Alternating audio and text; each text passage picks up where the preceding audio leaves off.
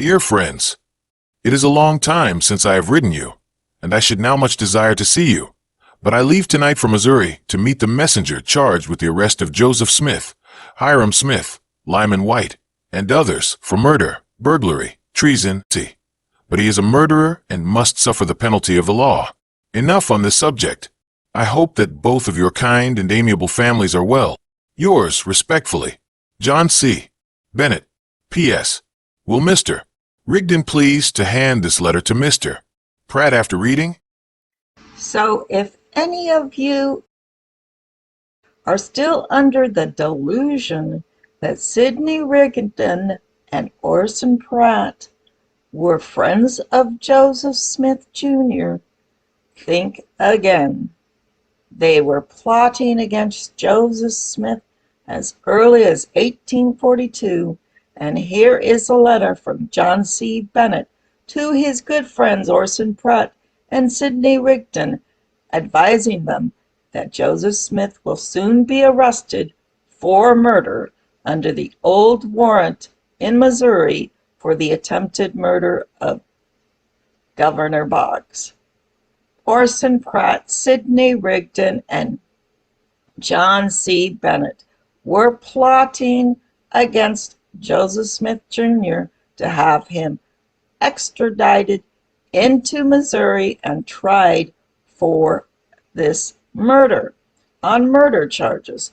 And as Joseph Smith suspected, Sidney Rigdon and John C. Bennett were in Springfield, Illinois, trying to convince Governor Ford to act upon the extradition warrant and extradite Joseph Smith into Missouri to face these renewed and rekindled charges of trial for excommunication for treason against him. Joseph Smith believed that Sidney Rigdon was conspiring with John C. Bennett and encouraging Governor Ford to extradite him on the Missouri warrant for murder. Well, here's a letter written by John C. Bennett, January 10th of 1842, and it says 1843 is when it was given to him, in which John C. Bennett writes lovingly or respectfully to Sidney Rigdon and, yes, Mr. Orson Pratt, telling them,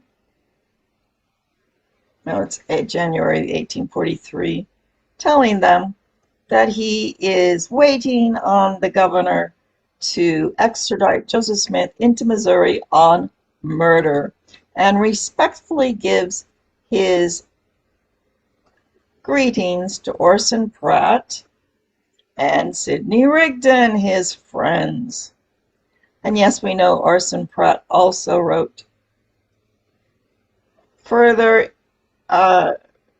false revelations. My belief is Orson Pratt was responsible for writing Section 132 of the Doctrine and Covenants, which is attributed to Joseph Smith, but which was published by Orson Pratt in a New England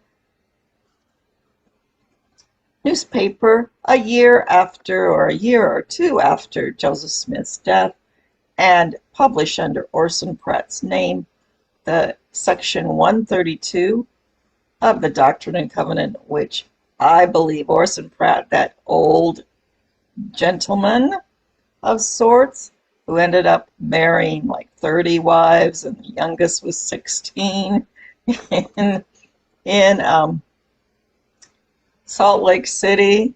And yes, Orson Pratt stated, you needed polygamy in order to keep men from going to prostitutes. Such a lovely religious principle in action in the state of Deseret, run by that gangster Brigham Young,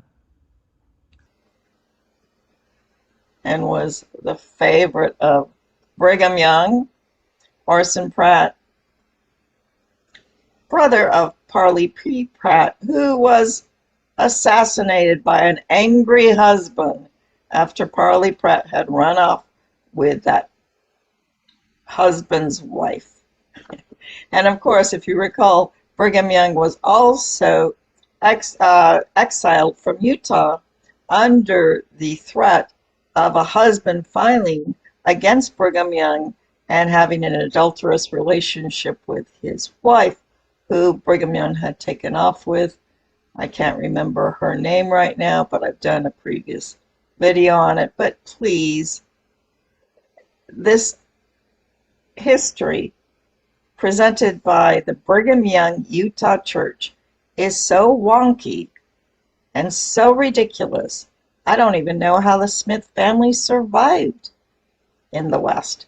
And they didn't. They were under special orders of the Union to try and vote out slavery in each of the states. And of course, the Brigham Young Utah group was trying to maintain slavery and fought on the side of the Confederates. And if you want to look it up, the Joseph Smith family fought on the side of the Civil War of the Union to do away with slavery, and Brigham Young was out west in Utah,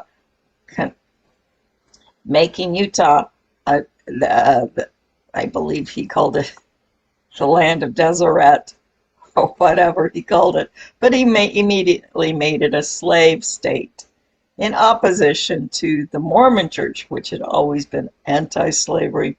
So why does Utah Mormons continue to smear, to piggyback on the good name of Joseph Smith? You tell me. They're scoundrels and scallywags. That's all they are, and they've never told a true story in their lives. So if you want to continue to believe that Brigham Young is a prophet, he's a prophet of not the God Most High, but the God Most Low, which is, they can call it the son of perdition. Brigham Young is the son of perdition, along with his friend Sidney Rigdon and Orson Pratt, as of January 1843, as they plotted to assassinate Joseph Smith Jr. So let's remember that John C. Bennett and Sidney Rigdon were tied at the hip. Not only did John C. Bennett plot against Joseph Smith, but his partner in crime was Sidney Rigdon. And Joseph Smith knew this and tried to excommunicate Sidney Rigdon after Joseph Smith returned to Nauvoo in July of 1843. However, Brigham Young and the Quorum of the 12 decided that Sidney Rigdon was a good guy and on their side, and they all wanted to depose Joseph Smith because, my goodness, the church had a lot of money, or was promised a lot of money from a lot of different British bankers. And so Brigham Young was trying to take over the church to begin with. Sidney Rigdon and John C. Bennett were the first to return to Nauvoo after the assassination of Joseph Smith, and they were the first to claim that the church, the LDS church, belonged to them. However, Brigham Young played his hand a lot smarter. He did not claim to be the successor, but waited till he was safely in Utah, escaping from Illinois, and was in Utah to finally claim, oh yes, I am the prophet. Hello, the prophet is me. I look in the mirror, and what do I see? I see God, the son of perdition, and me, the prophet. Okay, and now we're going to have polygamy. We're going to have blood atonement, which is a slicing of people's throats in a gruesome blood ritual at night, because, oh my goodness, we're just like Christ in how loving we are.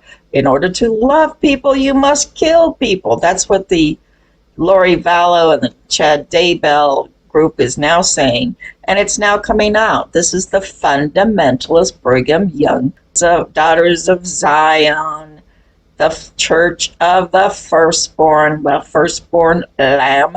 But that's how silly men are in, number one, I believe, intentionally misinterpreting everything in life. I cannot go any place without having fake news, fake news, fake news. And men get together. I'm sorry, this is their ethic. Just go into a locker room and they lie, and they accept each other's lies as if it's truth. And this is why we live in a hall of mirrors. And this is why this is the inverted reflection of heaven. We down here, men rule, and that's why we're ruled by lies. This horrible place where Brigham Young's gang of the priesthood rule the earth. So let's read this letter.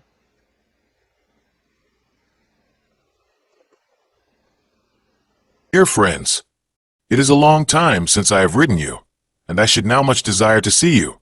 But I leave tonight for Missouri to meet the messenger charged with the arrest of Joseph Smith, Hiram Smith, Lyman White, and others for murder, burglary, treason, and who will be demanded in a few days on new indictments found by the grand jury of a called court on the original evidence, and in relation to which was entered by the district attorney. New proceedings have been gotten up on the old charges, and no habeas corpus can then save them. We shall try Smith on the Lilburn W. Boggs case when we get him into Missouri. The war goes bravely on, and although Smith thinks he is now safe, the enemy is near, even at the door. He has awoke the wrong one passenger. The governor will relinquish Joe up at once on the new requisition. There is but one opinion in the case, and that is nothing can save Joe on a new requisition and demand predicated on the old charges, on the institution of new writs. He must go to Missouri, but he shall not be harmed if he is not guilty. But he is a murderer and must suffer the penalty of the law. Enough on this subject. I hope that both of your kind and amiable families are well, and you will please to give them all my best respects. I hope to see you all soon. When the officer arrives, I shall be near at hand. I shall see you all again. Please to write me at Independence immediately. Yours respectfully, John C. Bennett. P.S. Will Mr. Rigdon please to hand this letter to Mr. Pratt after reading?